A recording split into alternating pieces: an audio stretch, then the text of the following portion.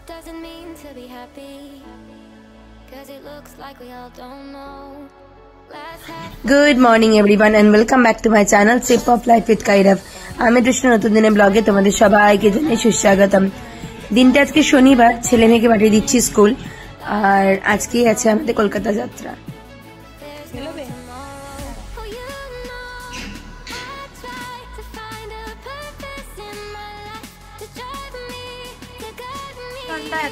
এত ঠান্ডা এবছর পড়লো, আমার ঠান্ডা লাগলো না, কিন্তু আমার এই লাস্ট একদিন আমি প্যাকেট করা বন্ধ করে দিই, ঠান্ডা লেগে গেছে। তো চলো চিকেন, এতে পাহাড়া দেওয়া একটা বড় কাজ। কি দিয়েছি মাছ ভাজা, দিবাকর সকাল সকালে যে নিয়ে এসেছিল রুই মাছ। তো এই মাছগুলো না, এই কোলের পিসগুলো বাবাই বুবুলরা খেতে খুব পছন্দ করে, মানে ডালের সাথে। এই মাছগুলো নিয়ে এসছেও, এগুলো ভাজা করে রেখে দেবো। বানিয়ে রেখে দেবো চিকেন, আর হবে চিতল মাছও আছে এখানে, চিতল মাছের মাথাগুলোও আছে এখানে, আবার এই মাছটাও আছে। মাছ কিছু একটা মাছ করবো, মানে একদম কষা কষা করে চিকেন, অনেক দিন পর কষা কষা করে চিকেন। এখানে বানাচ্ছে হচ্ছে মাছের মাথা দিয়ে চাল দিয়ে একটা ঘন্ট টাইপের, এটা আমরা জানি অনেকেই খাই।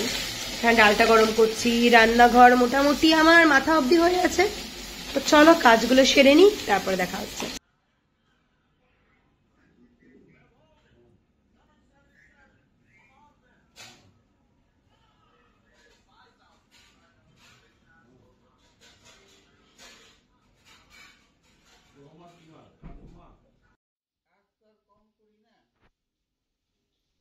দেখো হেনা লাগানো, হেনা লাগিয়ে বেরোচ্ছে একটু বাইরে, কারণ আমার একটা জিনিস নেওয়ার ছিল। তো চলো বেরোই। প্রথমে না বেরোচ্ছিলাম আমি আর দিবাকর মিলে একসাথে স্কুটিতে, তারপরে দেখলাম যে না অনেকটা লেট হয়ে গেছে, স্কুটিতে বেরোলে এখন আর হবে না, আর আমার ঠান্ডাও লাগছিল, শরীরটা আমার খারাপই কালকে থেকে। তারপরে আমি বেরোলাম গাড়ি নিয়ে, আমি যাচ্ছি একদিকে, দিবাকরকে পাঠিয়ে দিলাম আরেকদিকে, কারণ বাবাই নাহলে স্কুল থেকে ফিরতে লেট হয়ে যাবে, কারণ ওদিকটা এখন বিভৎস জ্যাম থাকে। লাস্ট 2-3 দিন ধরে তো আমি নিয়ে আসলাম ওকে এক্সাম থেকে, খুব জ্যাম থাকে। তো চলো যাই, এখন চলে এসেছি দোকানে, এখন ফটাফট জিনিসটা আগে কিনবো, তারপরে চলো। ফার্স্ট কাজ হয়ে গেছে, সেকেন্ড কাজে চলে এসেছি গোবিন্দামে, নেবো কিছুটা মিষ্টি, কারণ গোবিন্দামে যাচ্ছি ফার্স্টে জলেবি নেবো, জলেবি না পেলে সাবস্ট্রেট কিছুটা ঢুনতে লাগবে। আর এই দেখো, উফ, গোবিন্দামে মিষ্টি কাউন্টারটা দেখলে না মনে হয় সবকিছুই খেয়ে নি, কিন্তু বেশি দেখানো যাবে না। চলো, মিষ্টি টিষ্টি না হয়ে গেছে, যা আনতে এসেছিলাম তাই পাইনি, তবে যা নিয়েছি সেটা নিলেও চলবে। তো চলো এবার ঘরের দিকে যাই। লাগে পাতলা পাতলা জিলিপি, এবার সেটা ভাজে গোবিন্দামে। কালকে দেবাকরকে বলেছিলাম আনতে, আনলো না, এবার আজকে আমি এখন গেলাম, গিয়ে আমি পেলাম না। ঘড়িতে বাজে 12:45, চলে এসেছি বাড়িতে, আর 15 মিনিটের মধ্যে বেরোনোর কথা। আমার শরীরটা বিভৎস পরিমাণে খারাপ লাগছে। লাস্ট টাইম কলকাতায় গেছিলাম এরকম শরীর খারাপ নিয়ে, আবার যাচ্ছি কলকাতায় সেম শরীর খারাপ। চলো ঘরে যাই, মেয়েও চলে এসছে। জিলিপির জায়গায় নিলাম ঘেভার, তো বাচ্চাদের জন্য নিলাম, যখন মার জন্য নিয়ে নিলাম মাছের ঝোল, তার সাথে করেছি ডালটা তো ছিল, চিকেন বেশি করে রেখেছি যাতে কালকেও হয়ে যায়, মাছের মাথা দিয়ে চাল দিয়ে ঘন্ট, অল্প একটু পানির ছিল, পানির ভুজি, সঙ্গে আছে তোমার এটা উচ্ছে ভাজা, আর বাবাইদের জন্য রাত্রের জন্য করে রেখেছি মাছ ভাজা। এই হচ্ছে আজকে আমার ঘরে রান্নার পসর। আর এই জিলিসা দিদি মারপিট করছে, কে নেবে ব্যাগ।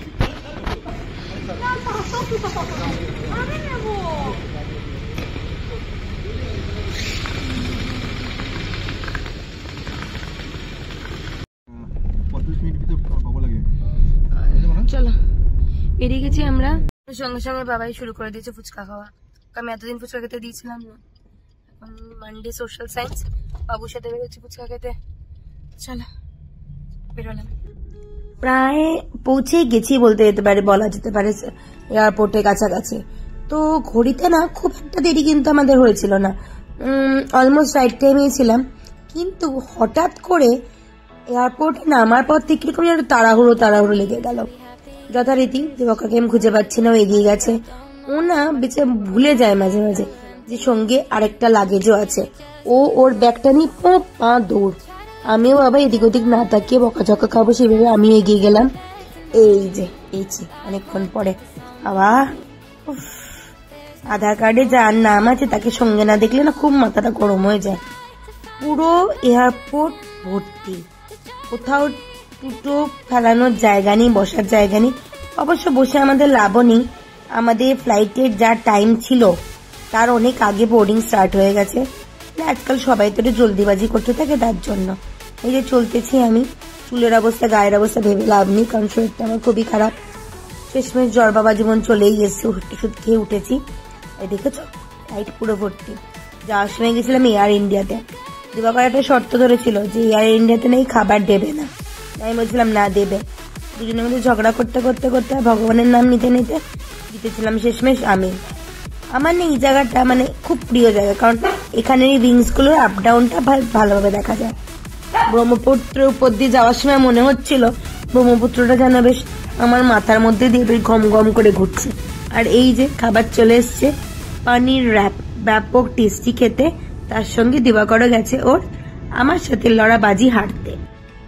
তবে যেন আমি একটা জিনিস ভাবলাম, এই বাড়ি যাচ্ছি এটাই ভালো, যেই ওখানে গিয়ে পৌঁছাবো ব্যাস সঙ্গে সঙ্গে হয়ে যাবে আসারও সময়।